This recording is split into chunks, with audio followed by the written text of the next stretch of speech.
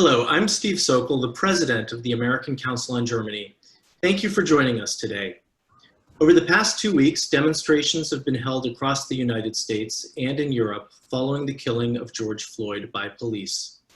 Racial injustice has long been an issue for civil rights activists, but it also has a national security dimension that is not often discussed.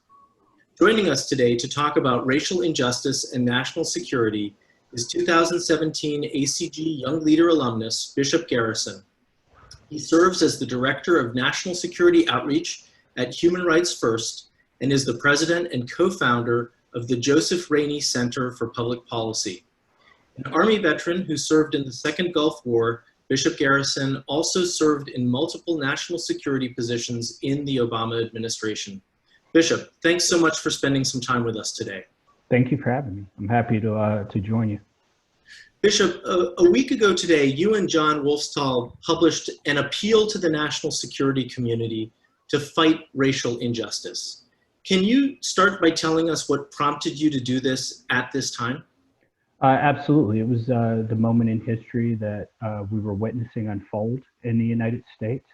It seemed as though we as a country are finally coming to terms with 400 years of oppression for African Americans and the ongoing inequity we see in our country with regard to people of color generally and vulnerable communities.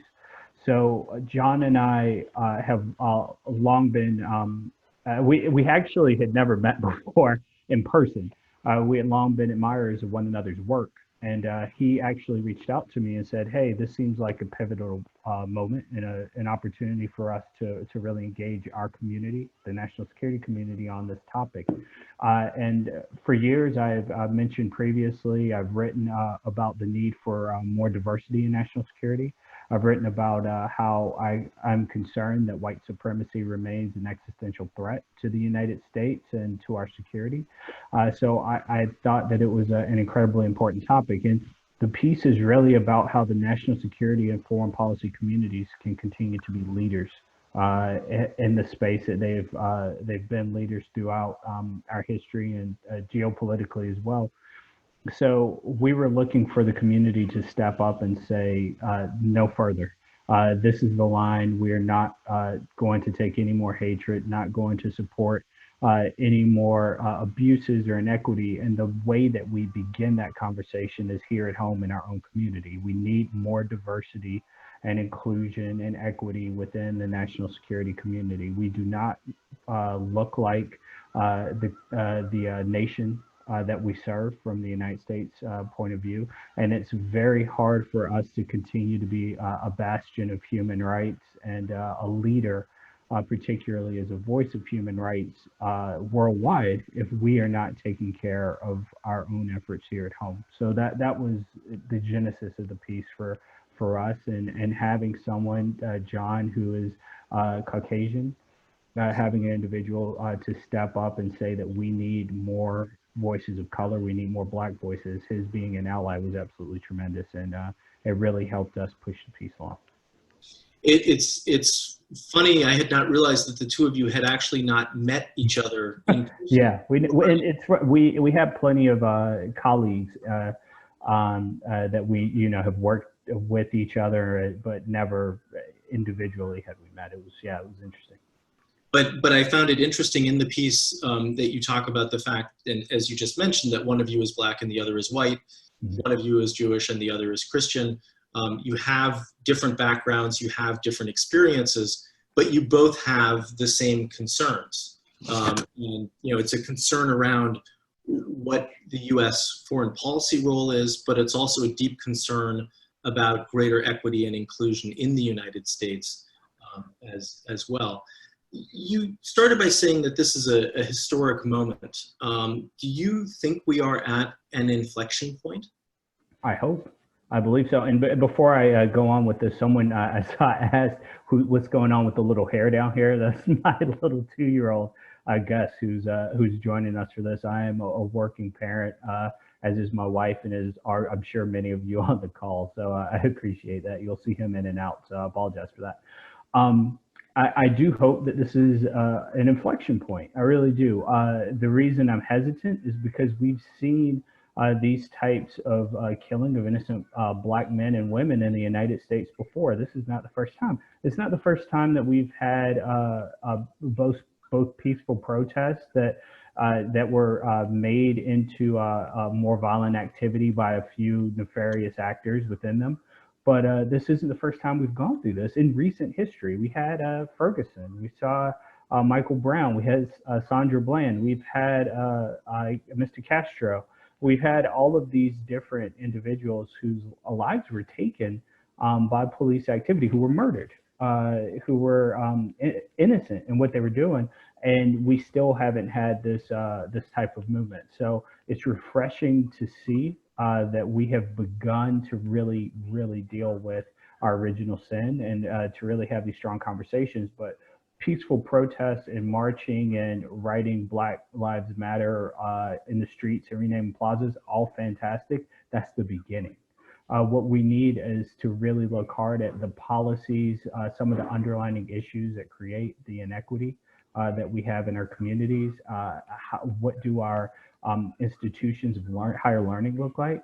Do we have professors of color, Black professors that are teaching up and coming young Black and white students? Are we seeing, or do our systems reflect our values, and if they don't, what are we doing to address these issues? Well, in many senses, your appeal is a wake-up call, but also a call to action. Yeah. And one of the things that I'd like to ask you to talk with us a little bit about is how we move forward to try to build a national consensus. You talk in the piece a little bit about a need for a national consensus, about what our priorities are at home, but also what our priorities are in the international arena. But the question is, how do we develop a national consensus that engages all parts of society and that is inclusive?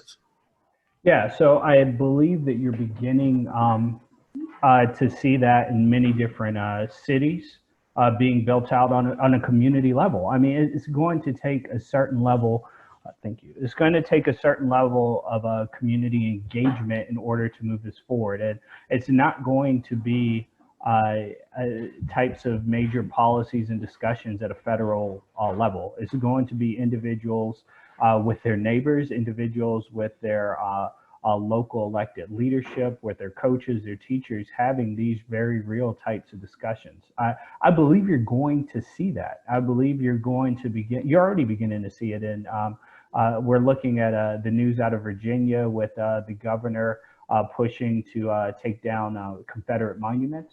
I think we've already have conversations with the Secretary of the Army is discussing removing the names of Confederate leaders from bases and any type of effigy or any type of statues, monuments depicting Confederate leadership that are on U.S. federal grounds. We're having these types of discussions.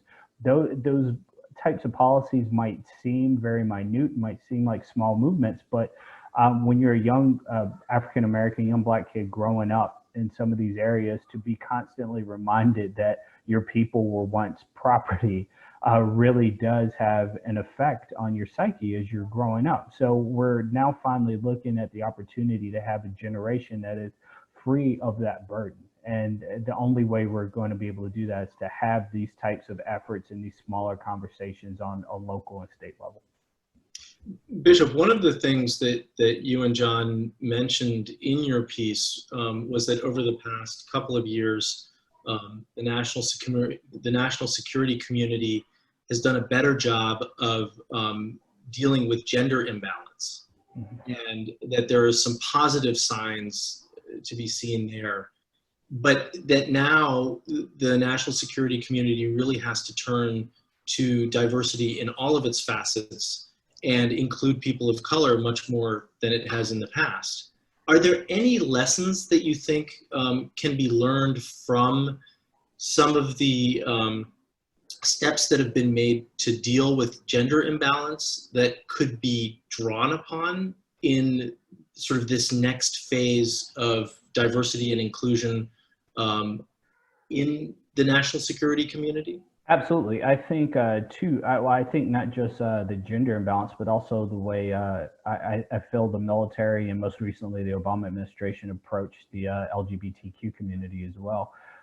When you look at what happened with Don't Ask, Don't Tell, but more to your point on gender, uh, we directly engaged on it. We brought in efforts for gender equity, and we still need to make great strides. Don't get me wrong. I don't want anyone thinking that I'm saying we've solved the problem of imbalances on gender or on LGBTQ and other vulnerable communities, but we have definitely made a lot of progress in a way I feel we haven't quite been able to make with race.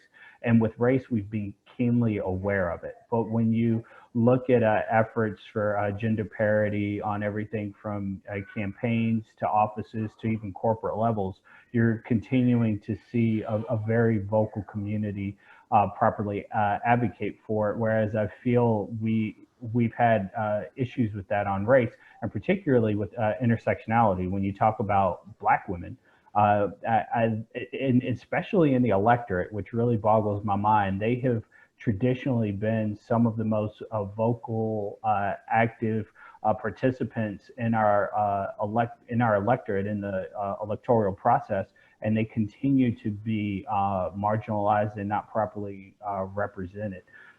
So I think there are definitely some positive lessons to be learned from what we've done with gender parity. When you talk about panels, the all male panels have to some degree really gone away. And anytime you see someone that has an all male panel, they get immediately called out for it. We have to begin treating race as a part of that too. Panels need to be diverse. We need to do a lot of the heavy lifting about corporate boards. They need to be more diverse. I still am on several nonprofit boards. I speak on television. I write pieces, and I'm often still the only Black man that is picked up for these types of efforts. When we really should have the opportunity to see more men of color, to see more Black men, more Black women as a part of a lot of what's going on now. We have a viewer question that ties in here. It reads, do you know whether there are any curricula for training members or future members of the national security community that include sections on racism?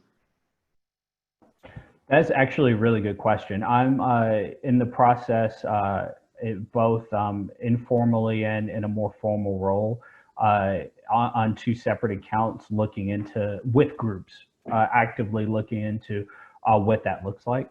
I know, and again, a lot of this is very new. So not that people haven't been working in these spaces for a long time, but organizations may not have been engaging those individuals working in them as much as they should be. So the short answer to that is yes, there are efforts that are being developed, but I am not at liberty really to provide any additional information other than I would say search out some of these professionals that have been working in the space. And if you have the opportunity to mention it to your leadership and to your organizations to bring them in and discuss it, do that. When I was the interim executive director at the Truman National Security Project, we did exactly that. We had a moderator come in and speak to us about race and gender as a community and what more we can be doing as an organization to ensure that we're supporting and lifting up our members and our staff. So there are definitely efforts to be done by leadership around these types of issues, but it's incumbent on us as professionals in the space to demand of our leaders that we properly and thoroughly engage them on it. So switching gears a little bit, in your day job, you direct national security outreach at Human Rights First. And obviously, this issue of diversity and inclusion can also become a human rights question. Can you talk a little bit about this inflection point we're in, this point in history that we're in, from a human rights standpoint? Absolutely, and this is where I take an opportunity to applaud a lot of what we've seen overseas, particularly in Germany, in Munich and Berlin. A lot of the fantastic support recently about speaking out against racism and supporting the Black Lives Matter movement. Really really heartwarmed by what we've been able to see over there and inspired, to be quite frank. I think there is now a movement. We've often had movements more based around CVE, combating violent extremism, that were attempting to work in communities, but I think they were often, one can argue, maybe improperly focused on certain communities of color versus the extremism at large. But I think we're going to see some type of pivot to where that type of work is looked at more of how do we fight racial injustice as well. And what that ultimately looks like. For me, it's a lot of education more than it is anything else. And it's a lot of investment domestically. And when I say that, I'm talking about the baseline of inequity. Where does that inequity, where is it generated, and how do we engage it? If you really want to fight racism, what we need to do is ensure that we're properly teaching history at the early stages of education in elementary school and middle school and high school. Or that we ensure that that all young people have opportunities to go to higher education, to go to college for free, or at least as subsidized as we possibly can. That's the type of efforts that we're talking about making whenever we're going to engage on these subjects. Like, to simply say that we're going to have a new national policy where we're going to fight racial injustice. Okay, well, what does that mean? You're just going to go out and look for people being racist?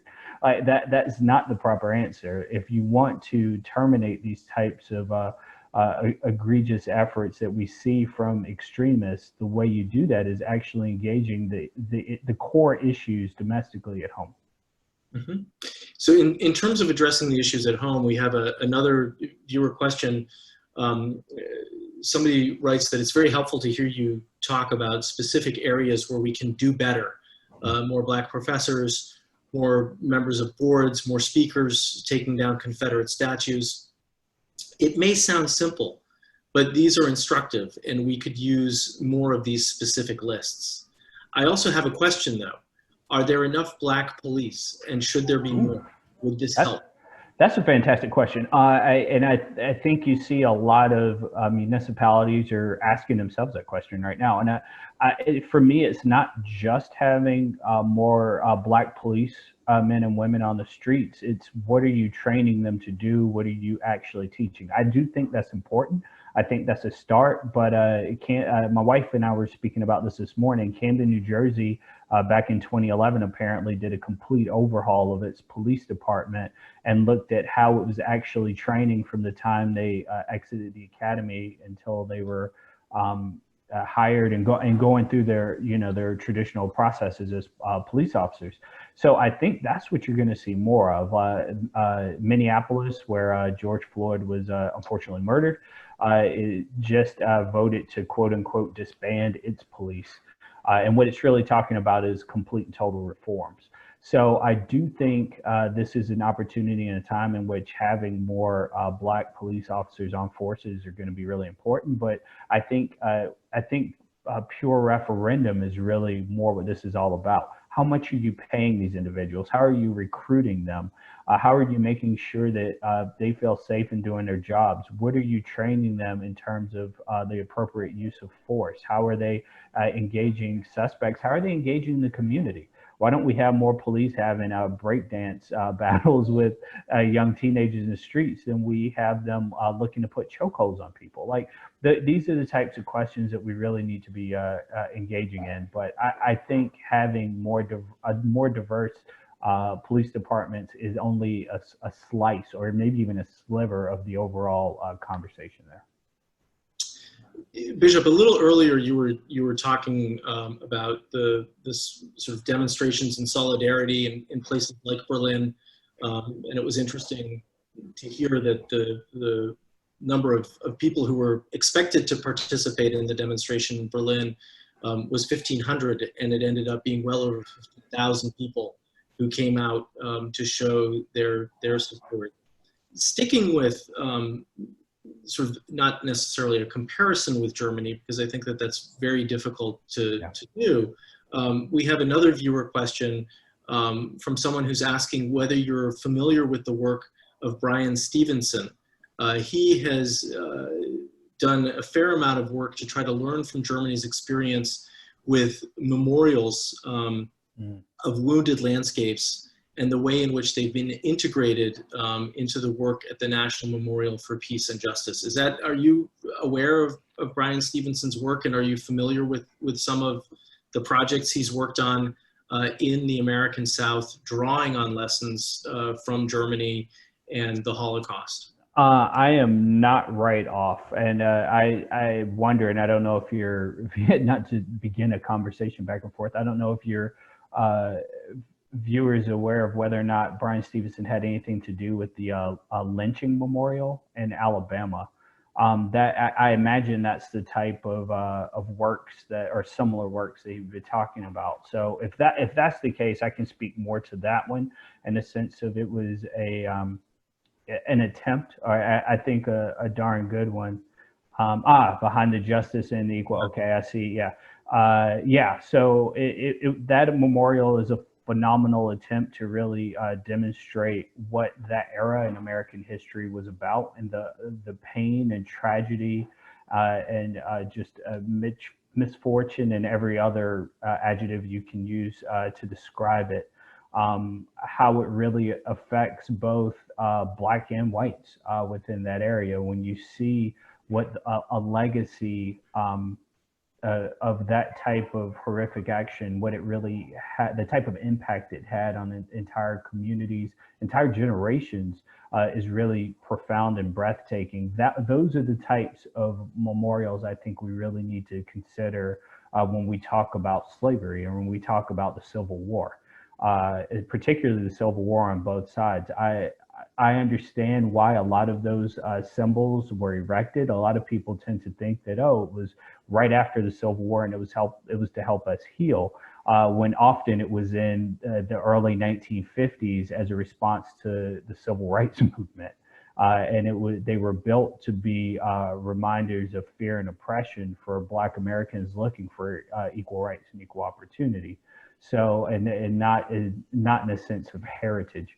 So I think the viewer's correct that we have a real opportunity there to relook at how we build these types of monuments and efforts, and what we can truly do now to try to heal our nation.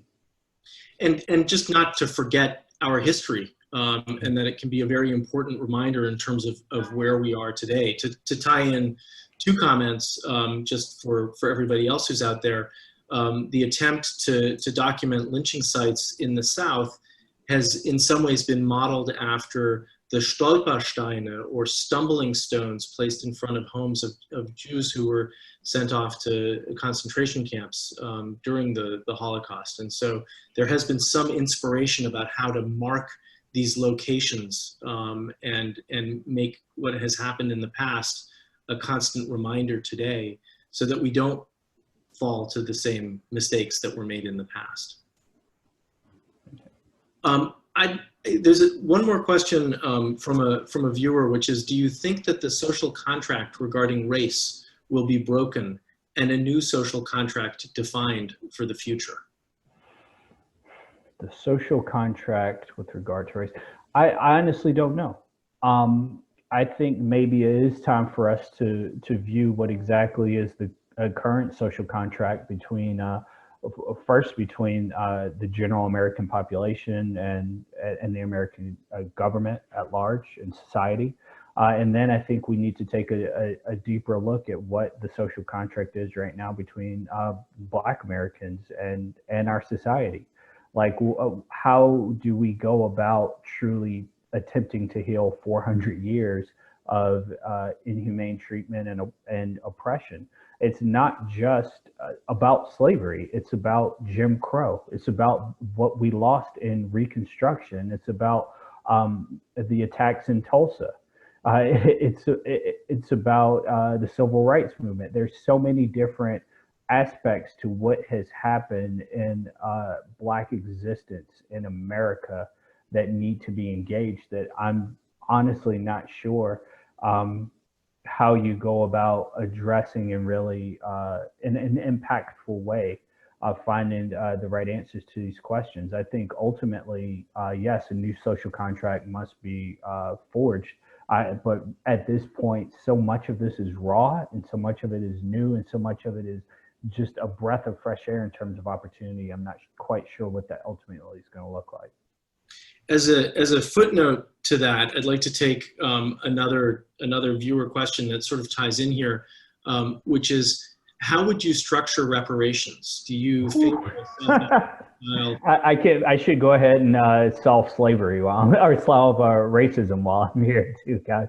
How would I structure reparations if it were me? I think Julian Castro, who ran for president, former mayor of San Antonio, has been one of the most vocal supporters, I think, here recently. Outside of the Black community and a lot of its leaders, in terms of what reparations would look like. I honestly, I don't want to go too far down this road, because I don't want to misstep and say some things that I lose. I don't have the expertise around. What I will say is that anything that we do needs to be more than simply monetarily based. Just throwing money at the historic issue is not going to resolve it. I think it really needs to be holistic as we look for, as I mentioned before, opportunities with regard to education, with regard to career paths. For me, that's how you build wealth. That's how you build longevity. That's how many of our counterparts have built family wealth. Is not in legacies. It's not just about give me a check here today. It's about help my great grandchildren so they may have the types of opportunities that many cultures, many races have long enjoyed. So anything that we do, I would want it more focused on build on long-term goals and building wealth and prosperity versus anything in the short term. So Bishop, I'd like to widen the aperture a little bit. As a national security and foreign policy practitioner, I'd like to, and you've talked about it a little bit, with regard to what's going on in Germany and the protests, demonstrations, and solidarity of what's going on in the U.S. But how do you think what's going on domestically inside of the U.S. is perceived abroad? Oh, well, it depends on who you speak to. I actually have a conversation coming up. I think it's a Saturday with some of my cohort from ACG to have some of these types of conversations. One particular aspect which really kind of just shook me was the response from the Chinese foreign minister spokesperson earlier today's Tuesday, so late last week, with regard to Hong Kong. Whenever our state spokesperson, said that the State Department and Secretary of State condemns the ongoing tensions in Hong Kong, China responded with, "I can't breathe." So there's a certain level of hypocrisy that is, I imagine, that the world is viewing the United States for right now. And that's again another big reason why John and I wrote the piece. That if we aren't, for years, for generations, we have not addressed the issues at home, but we've continued to be a voice arguing that we were the city on the shining hill. With regard to the world, that we were the beacon of freedom, when not all of us have been equal and not all of us have been free. So I imagine to some degree there's they view us, as they long have, with a great deal of animosity for our hypocrisy. But I also believe a lot of our allies, a lot of our partner states are saying it's about time, finally, thank you. And it's giving them a bit of fresh air. And also for many of them who haven't dealt with some of their own issues at home, maybe it's giving them a little more leverage and a little more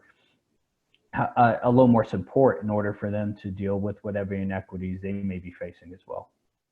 So perhaps as a footnote to that, a question from one of our viewers, along the same lines. Do you think that the current situation here in the US is accelerating the decline in America's soft power and moral authority to talk about injustice around the world? I actually don't. I think that, and let's go back to the issue with the Chinese government. We are actually addressing our issues now. Like, granted, we have not done as well as we could have for years, but we've never infringed on anyone's ability or opportunity to speak out. It is a constitutional right, if you choose to do so, to burn the American flag, that you can speak out against the government in a way that you cannot in an authoritarian regime. So I think that because of the opportunities we've continued to enjoy as Americans, particularly around free speech and demonstrations, we do have some level of I don't want to say moral authority, but some level of the ability to speak out against the wrongs that we are seeing abroad. I think, again, that we can absolutely and can and will do better, but I don't think that stops us from being able to say, hey, while we deal with our own issues here, what you are doing is wrong. So staying in this international context, and maybe, looking at some of the lessons that can be learned, we have another viewer question, which is, do you think that this moment in the US will prompt a public review of minority populations in Europe, such as the North Africans in France, the Pieds Noirs, or the Turks in Germany, any number of minority groups that have been held at arm's length and not been integrated? Do you think that this could be an inflection point for other parts of the world as well? As long as we keep up the momentum. I think France is a particularly interesting example until recently, and simply because it's not my bailiwick, it's not my particular expertise. I understand from French culture that everyone is seen as French, period. Like, there tends to be somewhat of a muting of, I worry, a muting of culture when it comes to certain aspects, to the viewer's point. I would hope that those vulnerable communities abroad, those minority communities, do take this as an opportunity to also say their lives matter as well. I would hope that this is something that becomes global, that we say that injustice anywhere means injustice everywhere, and that we're trying to do everything we can to build on this particular moment in history is something that all of us globally look internally and say, are we doing right as a society by those whose voices have long been muted, whose voices have long been infringed upon? So I think, yes, I think this can be an opportunity, so long as we here in the United States continue to keep up this momentum. It cannot just stop at a lot of, quite frankly, what we see are superficial acts of support. They're important, but they are not the deep-rooted type of policies and processes that need to address systemic racism and inequality, inequity, and injustice that we've seen for generations. We need to do more. This has to just only be the beginning of the conversation. Let me remind our viewers that if you have a question, you can use the chat function or send me an email at sokol@acgusa.org. Bishop, you just said, we need to keep up the momentum, and we can't squander this moment in history. As you look ahead, where do you see a path forward? And specifically, sort of, what are the recommendations that you would have to try to create an environment of greater equality, of greater inclusion, of greater equity? Where do we start? How do we keep the momentum going, and where do we start? Well, we can go from the macro and then the micro. So I kind of want to start at the larger pieces, because we already hit some of them. So there'll need to be pieces in academia. You'll need to look for more scholars of color, more Black scholars, professors, more students, particularly in your graduate programs, lifting them up, lifting up their work, making pathways and pipelines to recruitment. So you'll have those types of efforts, academia. That should also be mirrored and reflected even more so in government and in corporate America. I think corporate America has begun to do a lot better, but even when you look at the corporate boards, when you look at the corporate leadership, they tend to still be very homogenous, very, very male, very white, of a certain age, certain background, usually from Ivy League. We got to get away from that. And the same thing goes for larger positions in government. When you look at who will be in cabinet, even when you look at with the military, I spoke about this in a subcommittee meeting in Congress back in December. When you look at who the generals and admirals who are your top level, your top 18, the COCOM commanders, and the chairman and vice chair of the Joint Chiefs, and the chiefs of staff themselves. I think that's about 18. 2 of them are biracial. One's Japanese American. Another one, I believe, is Arabic British, actually, by background. And that's it. That's it right now. Those numbers are incredible. We have to figure out a way to do better there. While we're talking about national security, we also need to figure out ways to combat Russian misinformation. That's continuing to plague us right now, even in this discussion and discourse. Sorry, little one wants to jump in again, guys. I apologize. That type of effort continues to plague us in this ongoing discourse as well. When we talk about Black Lives Matter, when we talk about Black Lives Matter, and we talk about all of these different efforts as they're taking place, we're seeing foreign interference here continuously in social media and in our general efforts to combat these things. We're going to have to find better ways of fighting those, working with social media groups, companies, working with corporate America to do all we can to reform these types of efforts. That's the macro. Sure, honey. The micro, we've already talked about to some degree. When I say local leaders and local efforts, well, what I really mean is pulling together small group meetings, whether it's in everything from the efforts that you see ongoing in churches and that level, to neighborhood meetings, to PTA meetings, and seeing more diversity reflected in areas that are traditionally much more homogenous, much more Caucasian, of a certain affluence. We need to have these areas ensuring that minority communities have the ability and the wealth to move to these new areas and really becoming parts of the community and are being lifted up. So I think that is a lot of different aspects that need to be addressed, and not just one in particular. So one of our viewers, at least, is not as optimistic. He writes, racism is embedded in the system. How can you erase racism with reforms? It is the system in which we live that reproduces racism. If you don't change the system, how can you change centuries of oppression and racism? I think that's a fair question. For me, whenever I talk about reform, I'm not simply talking about changing one or two aspects of a particular group. What I'm ultimately talking about is, to some degree, tearing certain things down. When you look at, and I think a great example of this, is ICE,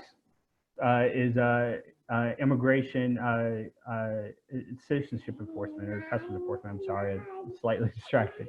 But when you talk about a group like that and the Abolish ICE movement, what I ultimately think is, yeah, you need to tear that thing down to the studs and rebuild it. And you're going to have to do that and get away with. I never want to hear the ICE name again in government.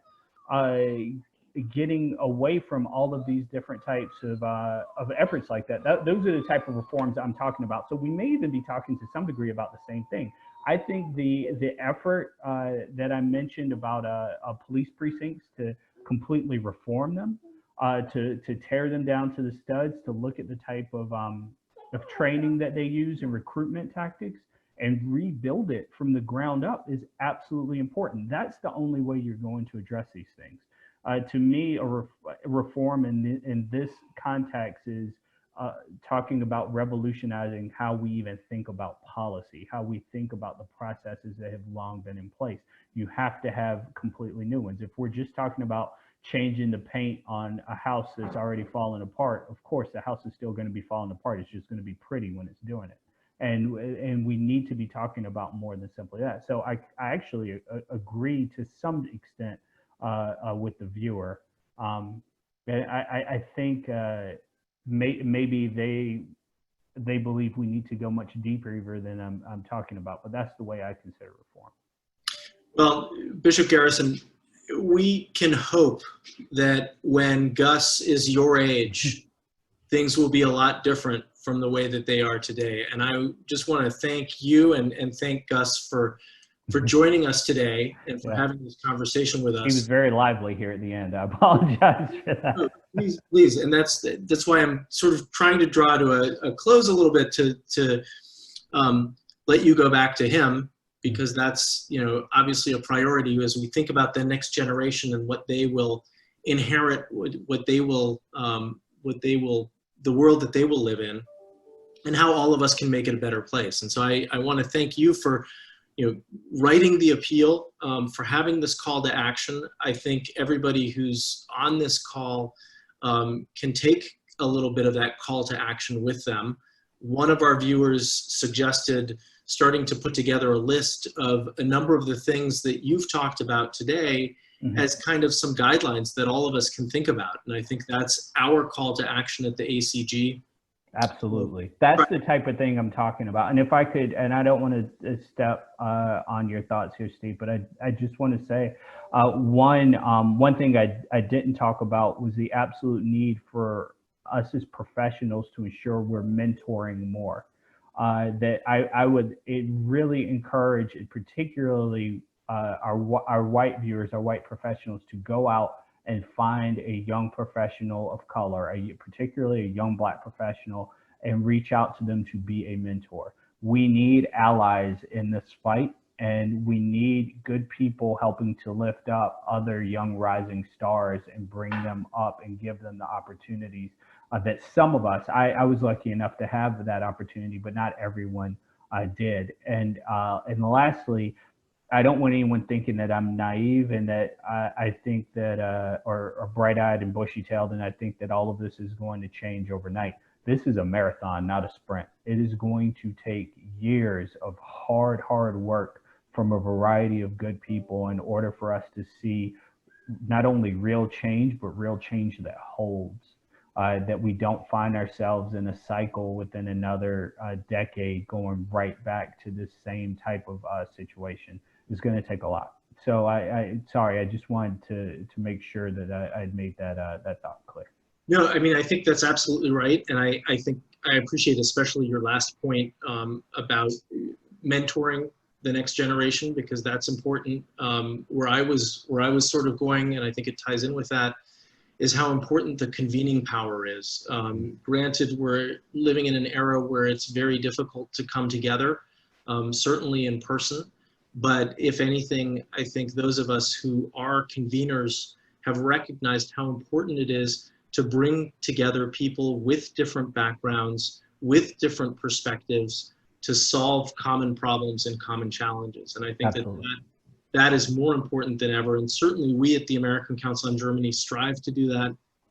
But there are other initiatives out there. The Council on Foreign Relations, of course, has a conference on diversity in international affairs. It shouldn't just be a conference on diversity, but that diversity should be lived in international affairs, particularly listening to what you're saying, Bishop. But there's also an organization called the Global Access Pipeline. And it's if anybody knows that, they can learn more about it. But the essence of the Global Access Pipeline is bringing together people with different backgrounds and an effort to promote diversity and inclusion in the international arena. Mhm. So we obviously have our work cut out for us in many ways. Absolutely. But Bishop, I just want to thank you for spending this time with us today and talking through this. It's been very thoughtful and very thought-provoking, and I think you're leaving all of us with some tasks, but some important tasks that need to be addressed. Absolutely. And just for everyone here, I'm more than happy to continue this conversation offline. If you have questions, please reach out to me. ACG team has my contact info. I will always do my best to try to engage on these different topics. They're critical, and the only way we're going to make true change is to get working together. Well, thank you. Thanks again. Take care and stay healthy. Thank you. Same to you. Thanks, guys.